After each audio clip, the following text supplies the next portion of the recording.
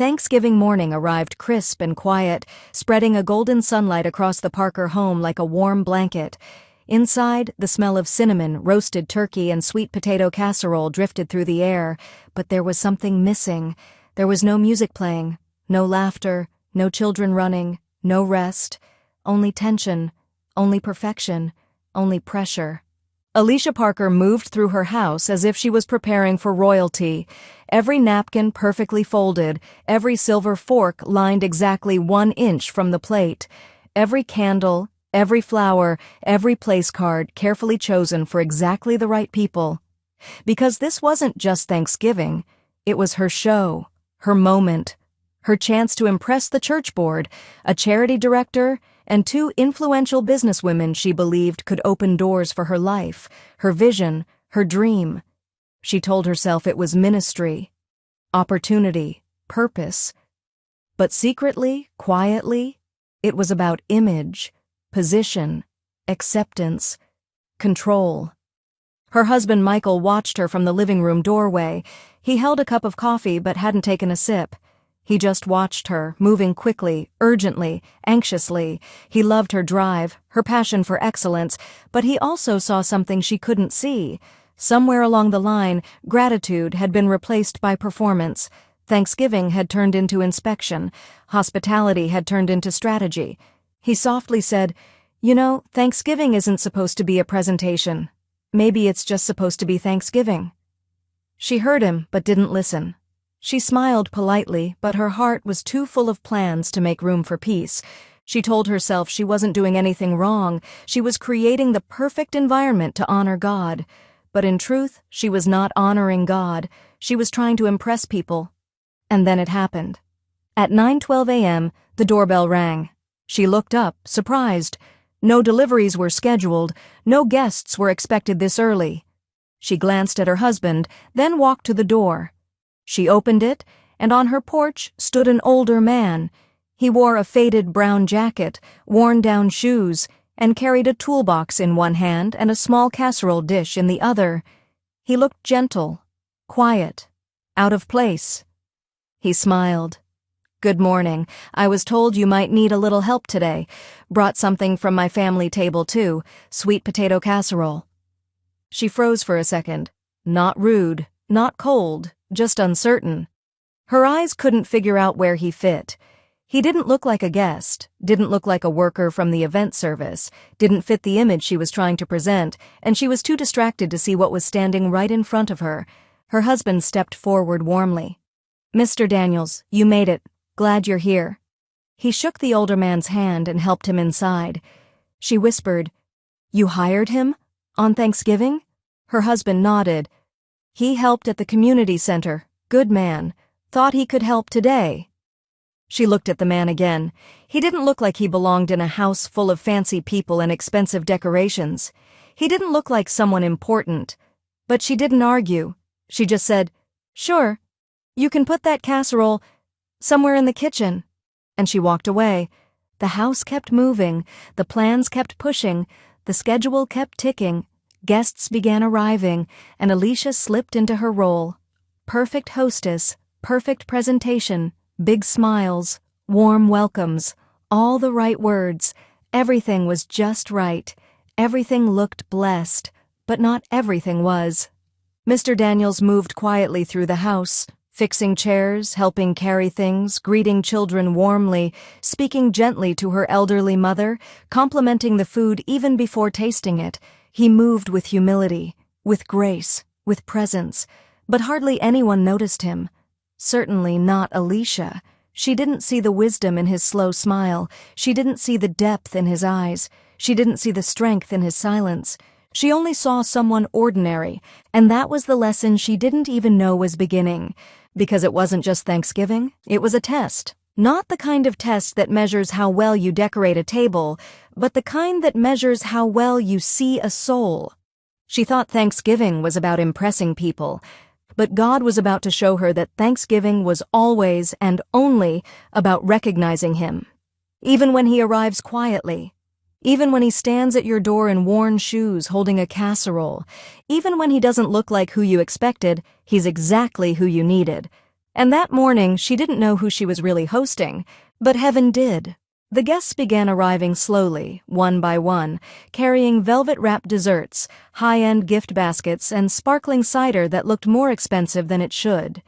The house was alive with laughter, with small talk, with the kind of rehearsed politeness people wear like perfume on holidays.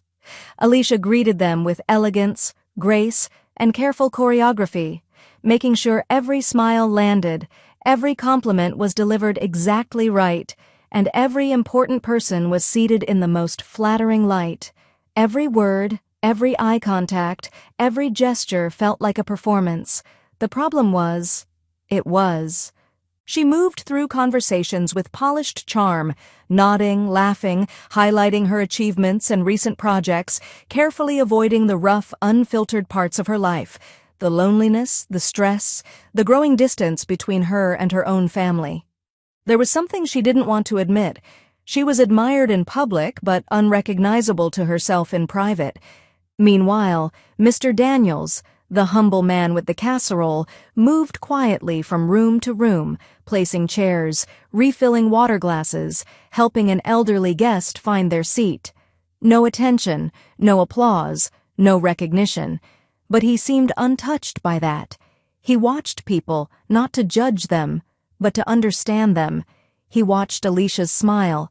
He watched her hurry. He noticed how her children kept peeking into the kitchen, but never stayed long. How her mother sat in the corner, unnoticed, quietly humming an old hymn. How nobody sat beside her.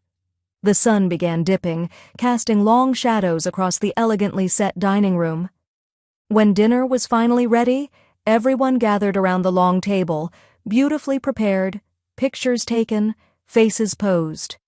As people found their seats, Alicia made sure the important guests sat at the center. She placed Mr. Daniels at the very end, near the wall, where he could be useful but not seen. She meant no harm, but intention and impact don't always shake hands. As they began to eat, conversations floated through the room. Business plans, new real estate developments, charity projects, praise reports, even medical breakthroughs. Everyone had something impressive to share. Everyone had something to say, except for the one person who had seen more, lived more, and perhaps understood more than anyone else in the room. He said little, but listened much. It was around this time that Alicia's mother, the quiet pillar in her life, slowly made her way to the end of the table near Mr. Daniels. She didn't speak to impress, and she didn't speak to fill space. She simply looked at him and said, "You remind me of someone I met a long time ago." We didn't realize who he was until years later. He smiled gently and said, "That happens sometimes." People kept eating, laughing, talking, and praising things that had nothing to do with God, even though they spoke his name often. And while Alicia was busy controlling everything, trying to hold her perfect Thanksgiving in place, a quiet kind of holiness settled in places she wasn't looking, in her mother's corner chair, in her son's eyes, in the humble man at the end of the table, in the casserole dish nobody touched. Then something unexpected happened. In the middle of dinner, her 8-year-old son, David, left his seat and slowly walked to the end of the table to sit next to Mr. Daniels. He didn't know why. He just felt safe there. The man listened to him. The man looked at him. The man asked him questions and waited for his answers. Nobody else had done that all day. The table went quiet as the little boy began speaking to the man. "Did you bring that casserole? My mom said it looked too plain to serve today." Alicia froze, embarrassed, angry, nervous. But the man smiled. "Yes, it's an old family recipe. Nothing fancy, but it has fed many, many souls over the years." The little boy smiled and whispered, "I like plain things. They make me feel calm." That statement hung in the air like a soft echo. Something shifted. People looked around. Something touched the table that money couldn't buy, staging couldn't create, and influence couldn't control. It wasn't loud. It wasn't dramatic, but it was holy. And that's when the man looked gently at Alicia, not with judgment, not with disappointment, but with something far more convicting, kindness. He said, "Sometimes the most beautiful things look ordinary. Sometimes the most important people don't come dressed for attention. And sometimes God shows up wearing ordinary shoes." Silence, deep, heavy, holy. He didn't need to say another word, because the message was not in what he said, it was in who he was, and although nobody understood fully yet, something had just begun, and before the evening was over, everything would change. The room fell so quiet, you could hear the fire crackling in the next room. No one said anything, but everyone somehow felt like something had just shifted. The man wasn't trying to be profound. He wasn't trying to be noticed. But truth has a way of speaking loudly, even when whispered gently. After he spoke, he simply returned to eating, as if what he said was the most natural thing in the world. People slowly returned to their conversations, but their tones were softer, their expressions changed. You could see it on their faces. They were thinking now, not just performing, reflecting, not just talking.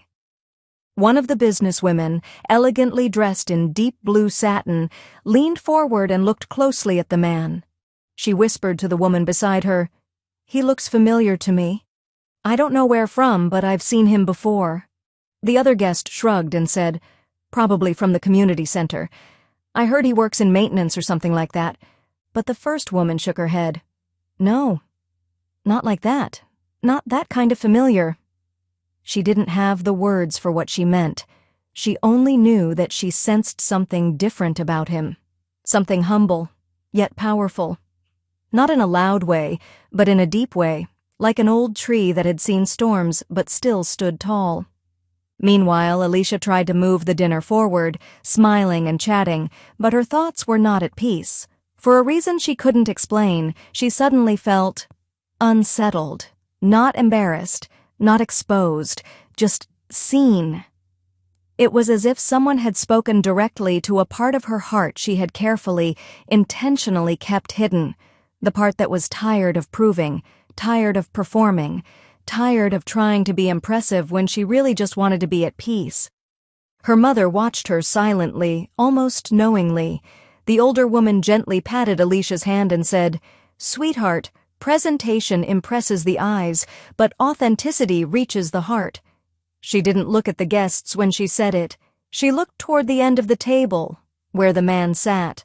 Alicia's son was still beside the man, happily talking about random things, his drawings, his science project, his love for plain food and soft music.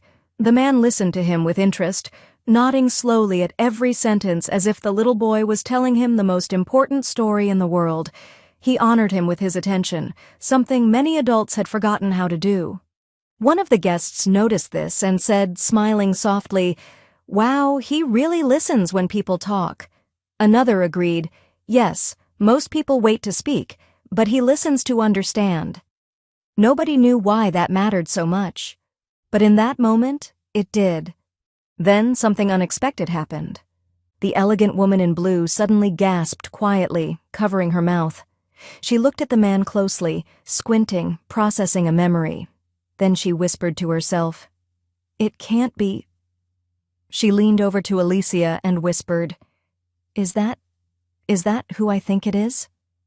Alicia looked confused. "Who?" The woman leaned closer. "I won't say yet, but I'm almost sure I've seen him before. Not as a worker, but as an owner." Alicia looked at her skeptically. "Owner of what?" The woman didn't respond. She was still studying him. An hour later, dessert was being served. Laughter had returned, but it felt different now, more relaxed, more real, less rehearsed. The older man helped serve plates, even though he was told multiple times to sit and rest. He insisted quietly, "Service is never wasted." Nobody argued after that. It was then that Michael, Alicia's husband, stood and tapped his glass lightly. "Before we end this evening, I want to do something that often gets forgotten. I want to say thanks, not for the food or the house or the decorations, but for the fellowship, the people, because that's what today is really about." He paused, looking around the table. Then, almost without thinking, his eyes landed at the end, at Mr. Daniels. He smiled. There's one person in this room who has reminded me, and maybe all of us, that sometimes the most powerful presence in the room isn't the loudest, isn't the most polished, isn't the most prestigious. Sometimes dignity wears ordinary shoes. All eyes turned, including Alicia's. The man looked up, gentle, calm, unafraid. He didn't speak. He didn't need to. Something deep inside Alicia whispered, "This is different. Something holy is here," and she didn't even know what to call it. But before the night was over, she would. The room breathed differently now. It was no longer just a dinner party. Something had quietly shifted from celebration to reflection, from performance to presence. People still talked, but they no longer spoke to impress. They spoke to connect. It felt less like a dinner and more like a gathering of souls. Even the air felt softer. Alicia watched it all, confused by her own mixed feelings. Why did she suddenly feel insecure in the very place she had worked so hard to make impressive? Why did the laughter feel more genuine when it wasn't controlled? Why did her perfectly planned night feel deeper only after it stopped being perfect? She glanced toward the end of the table, and for the first time, she didn't see Mr. Daniels as a worker or a helper. She saw him as something else. She just didn't know what. It was then that her daughter, 15-year-old Naomi, slowly approached the man. She had been distant all evening, mostly quiet, glued to her phone, tired of adult small talk. But something about the older man drew her in. She walked over, gently tapping his hand to get his attention. "Sir, can I ask you something?" He smiled kindly. "Of course."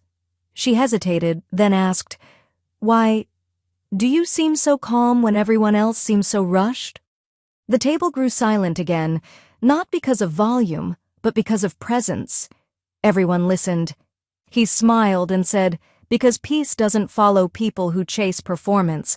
It follows people who rest in purpose." He paused, then added, "Rest is what happens when you stop trying to prove you belong somewhere and simply accept that you do." He didn't say it loudly, but it landed loudly. Alicia felt it, deep, uncomfortably deep. For years, she had been performing her way into rooms, into approval, into acceptance. She had built her life around being needed, admired, impressive, all while slowly becoming exhausted, unsure, and quietly anxious. And somehow, this man had spoken to the exact place she tried so hard to keep hidden. The place beyond her bright smile and polished prayers. The place that whispered, "What if I'm not enough?" She looked at him now. Really looked. He didn't have the appearance of someone powerful. No fine clothes, no title, no intention to draw attention. And yet, the room had begun to orbit around him. The woman in blue spoke again. "I've seen him before," she whispered. "Not like this. He's someone important." A few guests looked up, surprised, but the man smiled gently. "Important is a funny word," he said. "People measure importance by titles, positions, and recognition, but heaven measures importance by humility, compassion, and presence." Nobody replied, because truth doesn't need agreement to be truth. Later that evening, while dessert plates were being cleared, Alicia found herself walking, slowly, thoughtfully, to the end of the table. For the first time that day, she sat down across from him. She didn't know why. She didn't have a plan. She just sat there and said quietly, "Can I ask, who are you?"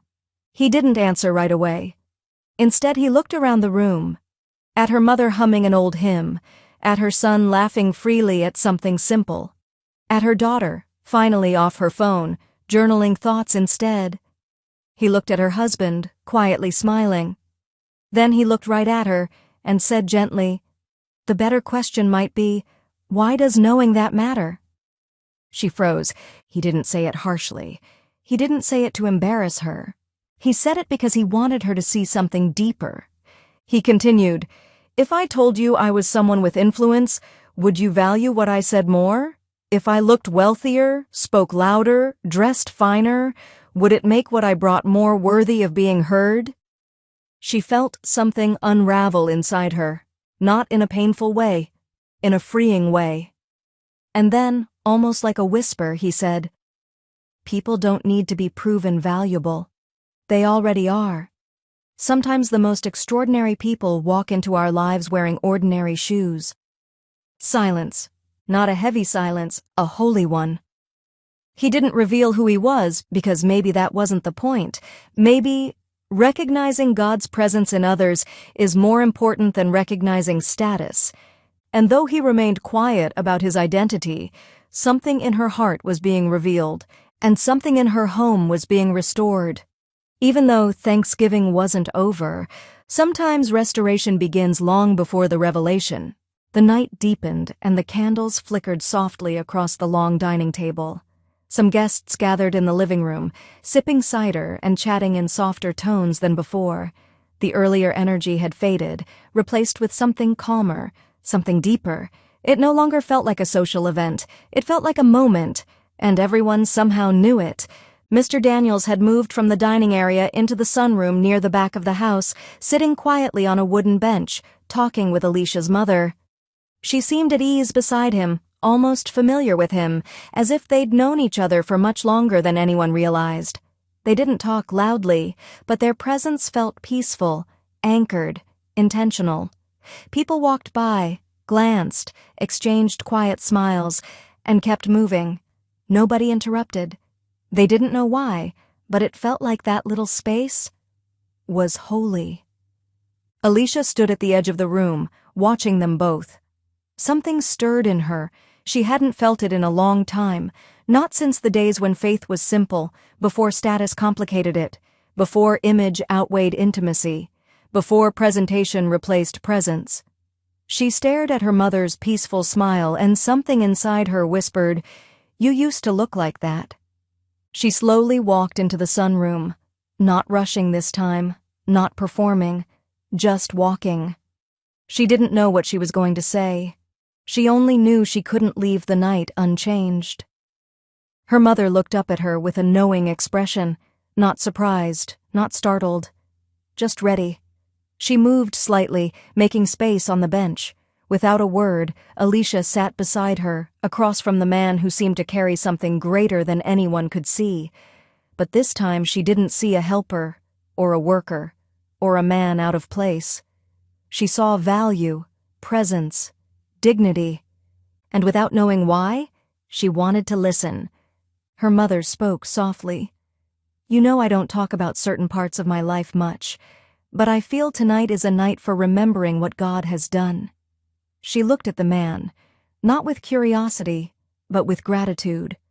Then she turned back to Alicia and said, "You don't know this, but when I was at my lowest place, when your father passed, when we didn't know how we would keep our home, how we would keep faith, how we would survive," her voice softened.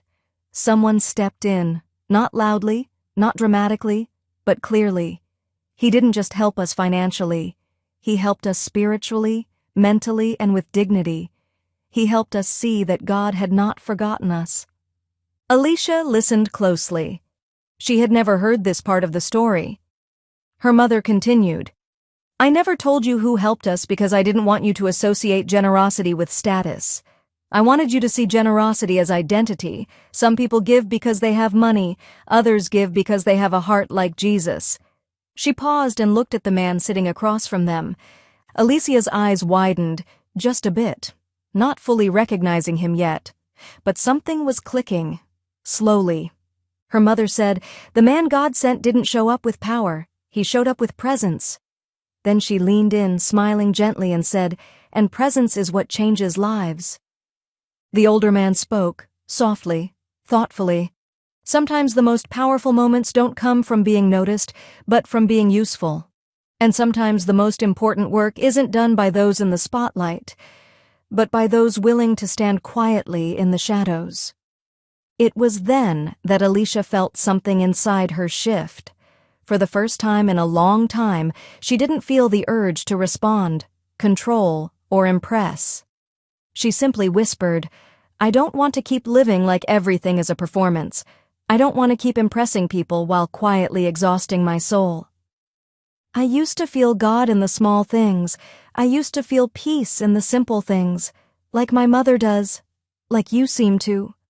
Her voice trembled slightly. Somewhere along the way, I got so busy trying to look blessed that I forgot how to just be blessed. The man nodded slowly, kindly, as though he'd been waiting for that moment. God is not impressed by the shine, he said. He is moved by surrender, and sometimes he will allow what was staged to unravel, so what is true can finally stand. Nobody said a word, but something had been spoken, not to the ears, to the soul. And though he still had not said who he was, he had shown what God had sent him to do, not to expose, not to shame, but to gently reveal the difference between being seen by people and being seen by God. That night, Thanksgiving stopped being an event, and it started becoming a transformation. And though the night was slowly ending, something new had just begun. The night had grown quiet. Most of the guests had drifted into smaller conversations, some near the fireplace, some washing dishes, others lingering just to be part of whatever it was that seemed to be happening in that house. It didn't feel like a normal holiday anymore. It felt like something sacred had gently slipped in when no one was looking. In the sunroom, the older man sat still, peaceful, present. He didn't push the moment. He didn't try to teach or speak beyond what was needed. He simply let silence do what words sometimes could not, make space for truth to land. Alicia sat beside her mother and for once didn't try to fill the silence. Michael sat close too, quiet, watching his wife, not with frustration this time, but with hope. Hope that she was beginning to see something deeper than perfection, something truer than presentation, something holier than public approval. It was then that one of the guests walked slowly into the sunroom, the elegant woman in the blue dress. She had been thinking all evening, quietly trying to place the familiarity that wouldn't leave her alone. She approached the man, not with arrogance, but with curiosity, and said gently, "I don't know if you remember me, but I think we crossed paths before." The man smiled kindly and nodded. "Yes, ma'am. A long time ago. At the shelter downtown, when you were still trying to figure out your calling." The woman went still, her voice softened. "Back then I thought you were just the quiet man who swept the floors at the shelter." He nodded again. "I do sweep floors sometimes. Work is work." She blinked, feeling something deep. Then she looked around the room and said, quietly but clearly, "He wasn't just sweeping floors. He was the one funding the shelter. Quietly, anonymously, for years." Heads turned, but he didn't. He didn't change expression. He didn't sit up straighter. He didn't explain himself. He just smiled gently, as if she had mentioned something completely ordinary. Because to him, maybe it was. Alicia sat speechless. Her mind couldn't quite process it. Her heart, however, understood immediately. The man who had been serving water, helping set chairs, and sitting in the quiet corner of her home wasn't a worker, or a helper, or an employee. He was a giver, a builder, a restorer, a presence. He was wealthier than anyone in the house, and yet he had asked for nothing. He was wiser than anyone in the room, yet he quoted no credentials. He was more generous than anyone at the table, yet he never introduced himself. She realized in that moment he didn't live to be recognized. He lived to reflect something greater. She finally found her voice, only this time. It wasn't polished, it wasn't rehearsed, it wasn't postured, it was real. She turned to him and asked softly, "Why didn't you say anything? I mean, why didn't you let people know who you are?" He paused, then spoke words she would never forget. "Because if people treat me better when they believe I have something to offer, then they didn't see me. They only saw themselves." Silence. Again, but this time, nobody feared it. They honored it. He continued, "You don't honor people because of who they are in the world. You honor people because of whose image they carry. Every soul, every heart, every stranger at the door." Then he said gently, "God hides treasure in ordinary places, wisdom in ordinary voices, and sometimes he hides his messengers in plain clothes, not to deceive you, but to reveal something in you. Alicia didn't cry. She didn't speak. She just sat there, still, quiet. All the noise in her life, the internal noise, finally settled. For the first time in years, she wasn't performing. She was present. Not perfect, not impressive, not admired, just present. And it felt holy. Then the man stood up, not rushed, not dramatic, just ready. And he said, "I didn't come here to teach you how to host people. I came to remind you how to welcome God." With that, he smiled, gently nodded to her mother, shook her husband's hand, and quietly walked toward the door. And no one stopped him. Not because they didn't want him to stay, but because they finally understood something. He had already given them everything he came to give. And though the night was ending, the revelation was just beginning. The door closed softly behind him, and silence settled over the house like a gentle blanket. But it wasn't an empty silence. It was full of reflection, full of meaning, full of presence. Nobody rushed to check their phones. Nobody hurried to clean up. Nobody filled the space with small talk. Instead, people found themselves lingering in silence, thinking, searching, feeling something they couldn't quite name. It was strange. The man had left, yet it felt like he was still there. Not in physical form, but in something deeper. Something that couldn't be packed or measured or listed or hosted. It wasn't just his identity that made a difference. It was his example, his posture, his presence. And for the first time that day, there was more presence than performance. The guests eventually left. The lights dimmed, the house quieted, but instead of feeling empty, it felt full of something it hadn't held in a long time. Not decor, not applause, not admiration. Peace, not flashy, not loud, not forced, just real. Peace that wasn't orchestrated, peace that simply arrived. The next morning, sunlight broke through the curtains. Not like a spotlight, but like a gentle reminder. Alicia woke up early, long before anyone else. She had spent most of her life waking up to accomplish, to plan, to prepare. But today, she woke up simply to be. She walked through the house slowly. For the first time, she didn't notice the centerpieces, or the perfect place settings, or the matching gold ribbons. She noticed other things now: the folded blanket her daughter used to cover her grandmother, the empty space where her son and the old man had sat talking about drawings, the chair where her mother hummed old hymns, the place where she herself had finally stopped moving long enough to listen. She didn't see decorations. She saw moments, and that made all the difference. Her mother was already awake, sitting at the kitchen table with a mug of tea, humming softly to herself.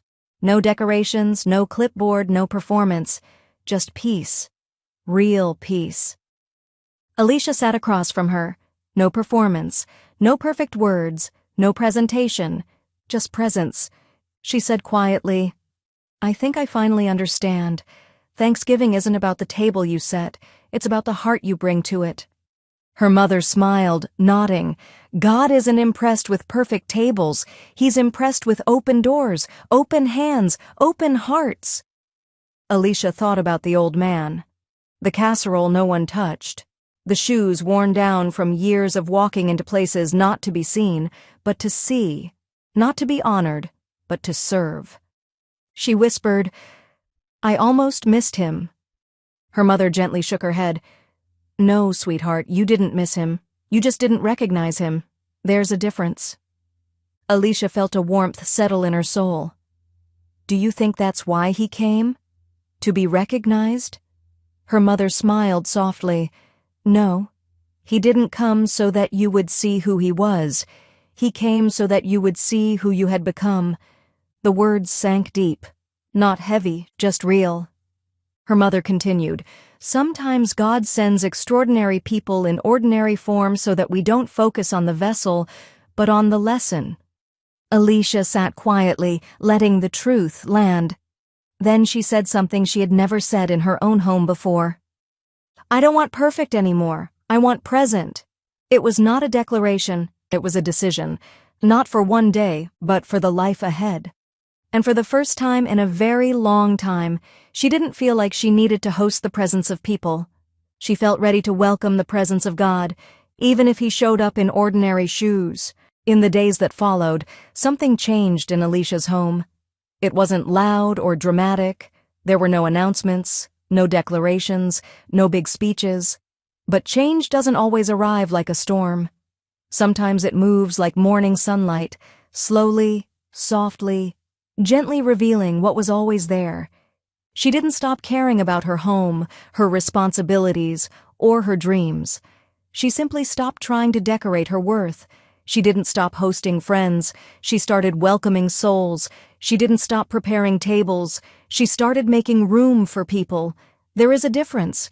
She found joy in things she used to overlook, like her son's questions, her daughter's journal entries, and her mother's stories. Stories she had always heard, but never fully listened to. She noticed that her mother never rushed through a conversation. She used to think it was slowness. Now she understood. It was presence. One afternoon, she visited the community center, a place she had donated to but rarely spent time in. She had always supported their mission, but she had never sat beside the people who walked in through those doors. That day, she didn't come to drop something off. She came to sit, to speak, to listen, to serve.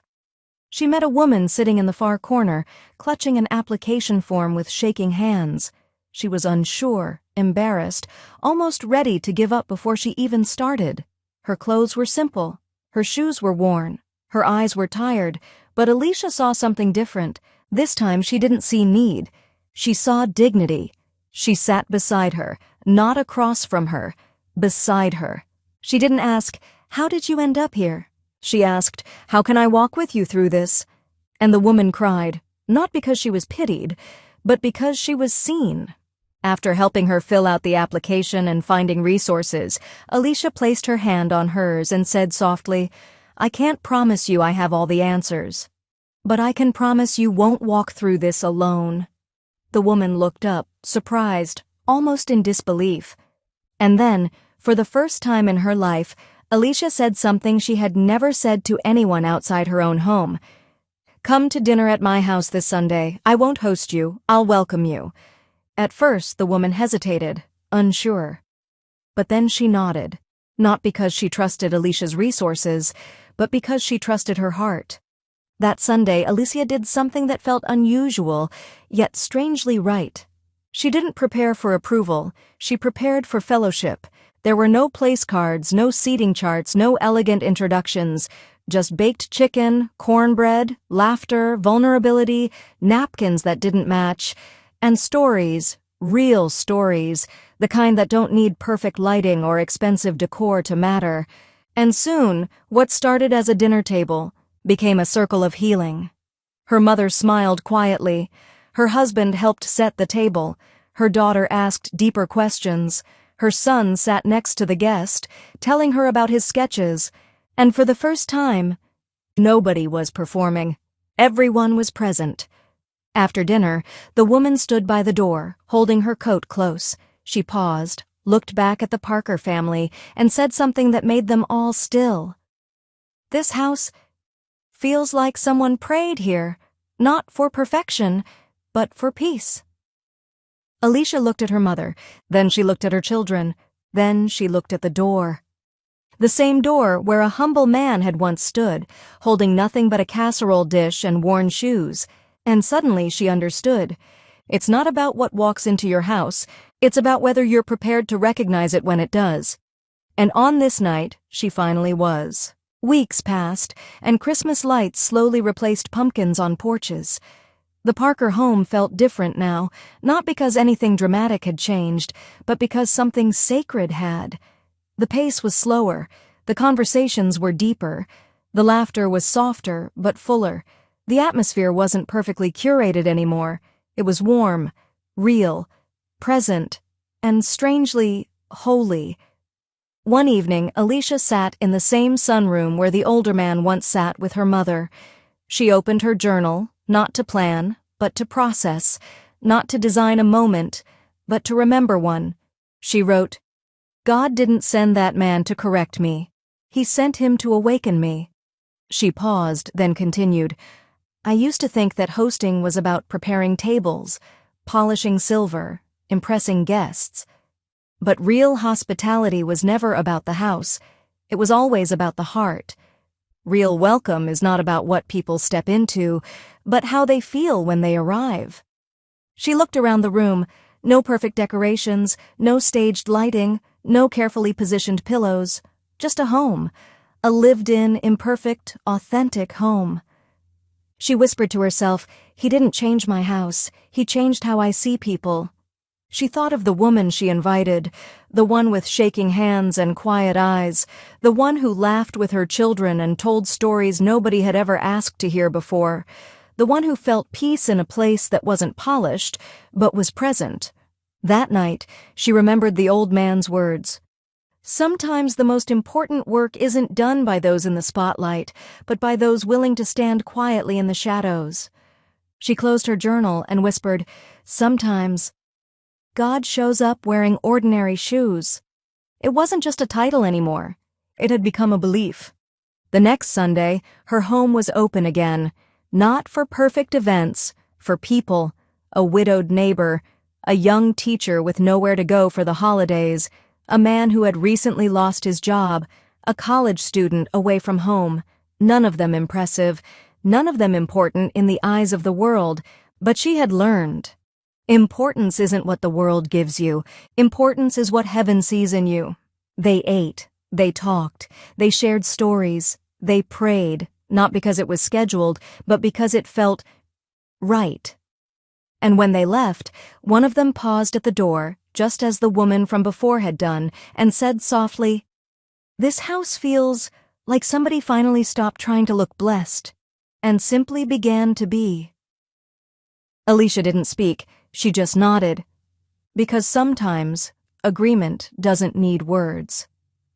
When the last guest left, she stood alone in her foyer. No applause, no cameras, no recognition, just quiet. But now she knew something she didn't know before. Sometimes the glory of God doesn't come wrapped in lights or music or grand entrance. Sometimes it walks up your driveway in worn shoes, carrying a casserole dish, and waits patiently to be welcomed, not into your home, but into your heart. And sometimes that is enough. Before you click away, I want to ask you something. How many times have you walked past someone God may have sent? How many moments looked ordinary until you looked again? How many times have you hoped God would show up while ignoring the places where He quietly did? Sometimes He doesn't look like a miracle. Sometimes He just looks like someone standing quietly at your door. And if this story touched your heart, I want to invite you to stay a little longer on this journey. Subscribe if you'd like to hear more stories like this. Real stories, faith stories, heart stories. Stories that remind us that God still walks among us. And sometimes He shows up wearing ordinary shoes.